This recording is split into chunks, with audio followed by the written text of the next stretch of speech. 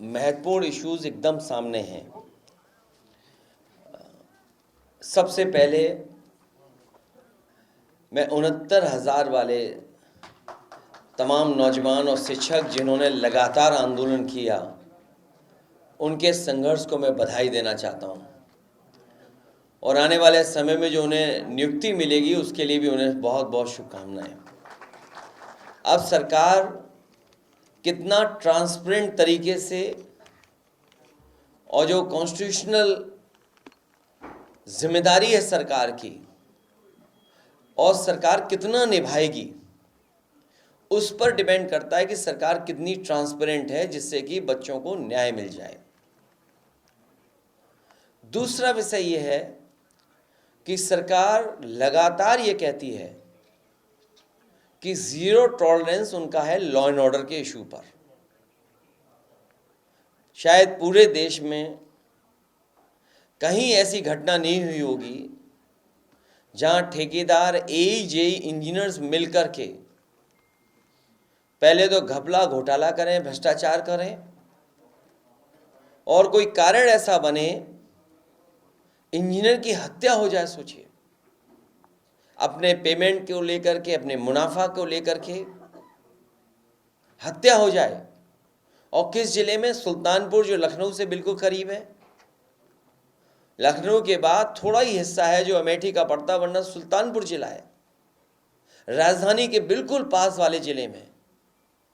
और कोई हफ्ता नहीं बचता जिस दिन मुख्यमंत्री खुद न कहते हों लॉ एंड ऑर्डर को लेकर के, उनके अधिकारी न कहते हों। अगर कोई बात विपक्ष कहता है तो उसकी काट के लिए अधिकारियों को आगाह कर देते हैं और उन्हीं अधिकारियों के माध्यम से अन्याय कराते हैं।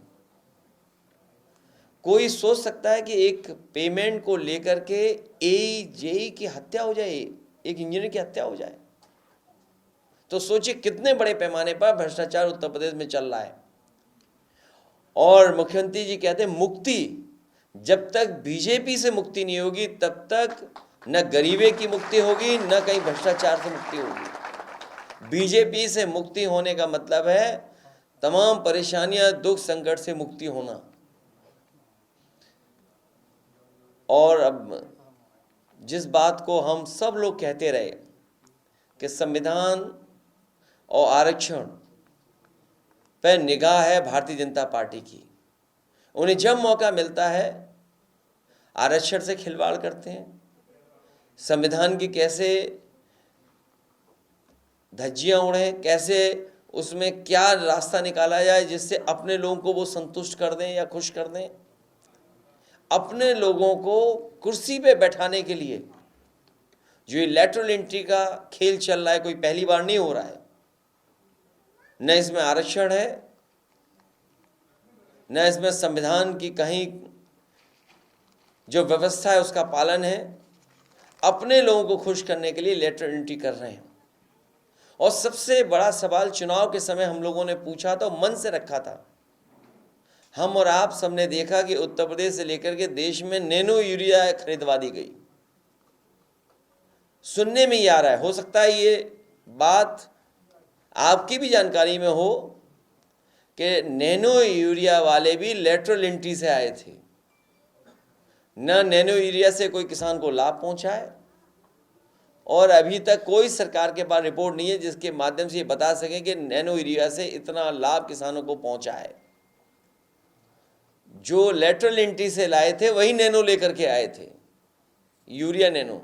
और लेटरल एंट्री वाले बहुत सारे लोग जिस तरीके से भारत से उद्योगपति भागे थे, उसी तरीके से लेटरल एंट्री से नौकरी पाने के बाद कुछ भ्रष्टाचार कर करके भारत छोड़ के चले गए वो।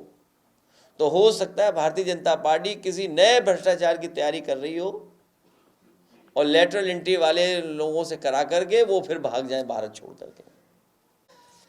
सुल्तानपुर के जल निगम के इंजीनियर की हत्या होना ये बताता है कि जीरो टॉलरेंस जो लॉ एंड ऑर्डर के लिए जीरो हो गई है और आए दिन अधिकारी भ्रष्टाचार कर रहे हैं। अभी कन्नौज की खबर मैंने अखबार में पढ़ी कि एक चौकी इंचार्ज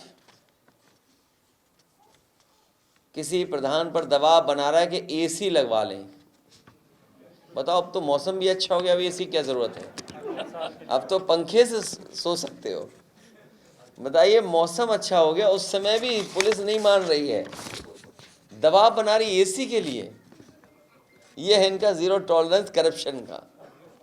और आपके विभाग के बारे में मैंने बोला, आपके विभाग के बारे, आपके विभाग में भी भ्रष्टाचार है उत्तर प्रदेश का, आप सब जानते हो जितने खड़े हैं। क्योंकि सुनने में आया कि 1000 होर्डिंग का पैसा लिया जाता है, लगती 200 ही है, और ये नहीं मानते। आप जांच कर लो, अरे ये बात कहीं गलत हो तो आप बता दो। और वो थाने वाला मामला तो अभी तक खुला ही नहीं। एक थाना जो बलिया में था, उसकी प्रतिदिन की क्या कमाई थी सोचिए, कितने लाख की कमाई थी सोचिए प्रतिदिन। और कैसे पोस्टिंग मिली होगी सोचिए आप, पोस्टिंग कैसे मिली होगी, उसके लिए भी कोई रेट रहा होगा पोस्टिंग को लेकर के। और बताइए, आपके चैनल की एक पत्रकार महिला कह रहे हैं कि उससे भी पूछ रहे हैं रेट। सोचिए आप, ट्वीट किया उसने। ये हालत है लॉ एंड ऑर्डर की। ज़ीरो टॉलरेंस बोलने वाले ज़ीरो हर चीज़ में हो गए हैं। जो कह रहे हैं गरीबी से मुक्ति, वो जब उत्तर प्रदेश को बीजेपी से हम लोग मुक्ति कर देंगे, तब इन चीज़ों से सबसे मुक्ति हो जाएगी। जो लोग अभ्यर्थियों को लतखोर कहते थे, अब वो स्वागत कर रहा है हाई कोर्ट के आदेश का। नहीं, उन्हें तो खड़े होकर के सड़क पर सभी 69,000 वाले बच्चों को माला पहनानी चाहिए कि उनके संघर्ष की वजह से ये परिणाम आया है। केशव जी भी कर रहा है स्वागत। देखिए, आप अननेसेसरी अपने चैनल चलाने के लिए उनका नाम मत लिया करो। वो कुछ है ही नहीं। वो क्या है, मुख्यमंत्री डांट देंगे तो अभी चुप हो जाएंगे 2 मिनट में। सच्चाई है, मुझे किसी ने बताया कि अगर वो डांट दे मुख्यमंत्री जी तो पता ही लगेगा वो डिप्टी सीएम है कौन। और नहीं मानते आप पता कर लेना। सर, 19 जो लोग हाईकोर्ट का इम्प्लीमेंट करेंगे तो उसमें 19,000 लोगों को बाहर देखिए ये हाँ, मेरे बहुत महत्वपूर्ण बात है जो बात आप कह रहे हो। मैं इस बात को थोड़ा सा पीछे ले जाता हूँ।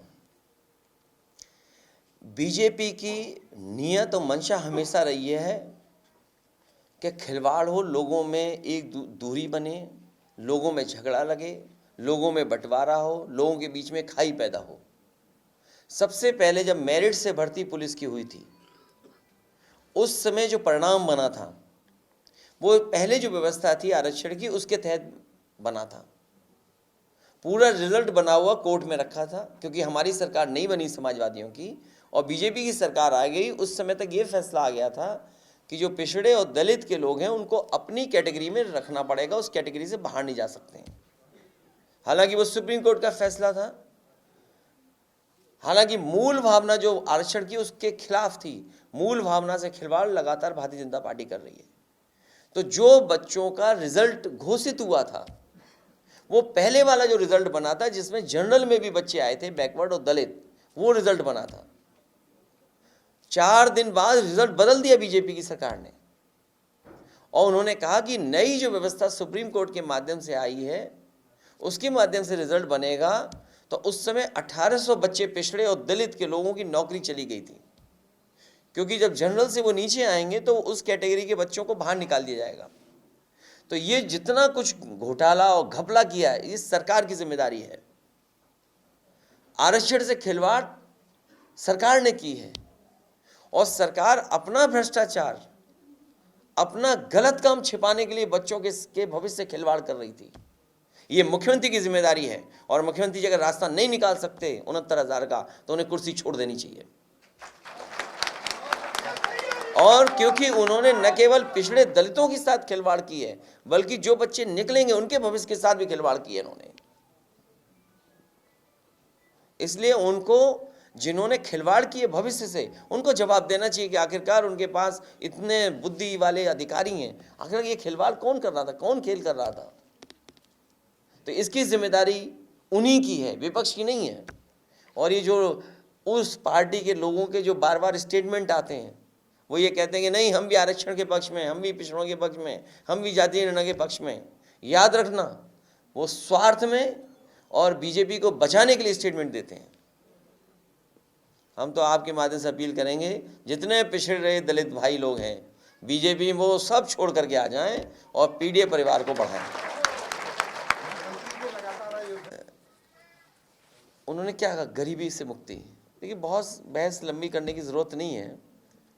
जिन्होंने रात भर जगाया हो सस्टेनेबल गोल्स को लेकर के, याद कीजिए एक बार विधानसभा चली थी और रात भर किसी को सोने नहीं दिया मुख्यमंत्री जी ने, सस्टेनेबल गोल्स को लेकर के। और सस्टेनेबल गोल्स में क्या क्या थे? यही पैरामीटर्स थे। पॉवर्टी एरेडिकेशन का था, और तमाम जो यूएन की तरफ से जो मानक है उन पे कितना हम खड़े हैं उस पे बहस थी। आखिरकार दिल्ली और लखनऊ वाली सरकार मिलकर के क्या कर रही है, सवाल ये है। अब वो कहीं जाएं, जनता नाराज है, और जब जनता नाराज होती है डेमोक्रेसी में, तो कोई भी बचा नहीं सकता उन्हें। वो सत्ता से बाहर जाना ही जाना है। अब लेटरल एंट्री वाले जान जाएंगे, मान लो अयोध्या वाले लोग, कि भाई लेटरल एंट्री के बारे में तो अयोध्या वाले लोग भी जान जाएंगे ना। अयोध्या वालों को क्या जवाब देंगे लेटरल एंट्री का? 69,000 के बच्चों का क्या जवाब है इनके पास? ये बगल के ज़िले में जो हत्या हो गई, मान लीजिए, कैसे मारा है? मारते मार उसके घर पे मार दिया। बताओ, घर पे कोई सुरक्षित है क्या? और आए दिन अखबार हम लोग पढ़ते हैं। सर हरियाणा और यूपी के एजुकेशन मिनिस्टर कह रहे हैं कि 69,000 शिक्षक भर्तियों के लिए 3 महीने का टाइम मिला है, उसमें हम नई रिपोर्ट तैयार करेंगे। देखिए, मैंने आपसे कहा कि अब सरकार की ट्रांसपेरेंसी की ज़रूरत है। सरकार को उनकी क्रेडिबिलिटी की बात भी है। जब कोर्ट ने स्वीकार कर लिया, कोर्ट के निर्देश पर यह सूची बननी है अब नई, या जिनकी नौकरी जाएगी वो सरकार की जिम्मेदारी है। सरकार की जिम्मेदारी है नौकरी देना, आरक्षण से जो खिलवाड़ की है उसका जवाब देना, जो अभ्यर्थी हैं उनको नौकरी मिलना, और जिनकी जा भी नहीं उसके लिए भी जिम्मेदार सरकार है। सरकार को रास्ता निकालना चाहिए। आखिर सरकार ने घपला किया कैसे, और जो दोषी है उनके खिलाफ कार्रवाई हो। ये कोई नया नहीं है, ये कोई नई बात नहीं है। हम तो देख रहे हैं कि ये कोई नया खेल नहीं है बीजेपी का, ये पुराना खेल है बीजेपी का। इसलिए मैं कह रहा हूँ कि आरक्षण को बचाएं सब लोग। इसके फ्यूचर में जो होने वाला है उसको आज ही समझ लें, क्योंकि आने वाले समय में जब 50% अपना आरक्षण ये लोग कर लेंगे, तो मान लीजिए पुलिस फोर्स लगा दी 50% की पूरी, तब क्या करोगे आप? सब अधिकारी लगा दिए अपनी मन मर्जी के, तो क्या करोगे आप? लोकतंत्र कहाँ बचा फिर? बसपा ने 5 प्रत्याशी घोषित किए हैं उपचुनाव के लिए। हमारे सब हो गए, सर सीट शेयरिंग को और लेकर अगली विधानसभा की भी तैयारी शुरू कर दी। सर हरियाणा और महाराष्ट्र को लेकर भी जो है वो कोई हमारी शर्त नहीं है। हमारी जो सुझाव है वो हमने दे दिए, हमारी बातचीत चल रही है, जो भी होगा स्वीकार करेंगे। ठीक है। और आप लोगों से भी कहेंगे कि कई जगह जो राजनीति हो रही है उसमें भी पैनी नज़र रखिए आप, खासकर कन्नौज की घटनाओं पर। बीजेपी के लोग ही फंसा रहे हैं, बीजेपी के लोग ही बचा रहे हैं। हारे हुए सांसद से, अगर मुख्यमंत्री ये हारे हुए सांसद से मिल रहे हैं तो इसका मतलब साजिश चल रही है बड़ी। और कई बार भारतीय जनता पार्टी दूध में गिर गई मक्खी तो निकाल बाहर फेंक देते हैं। काम निकल गया, आदमी की ज़रूरत ही नहीं उन्हें।